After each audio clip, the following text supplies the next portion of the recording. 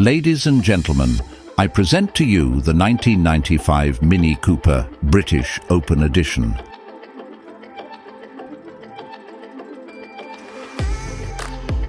This isn't just a car, it's a piece of British heritage.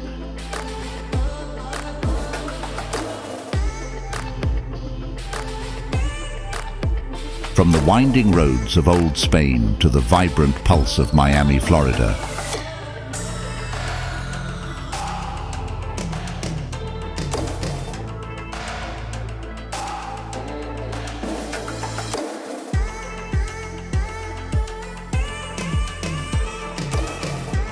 it's not merely a vehicle, it's a passport to an experience, a bridge to an adventure as boundless as the open road itself.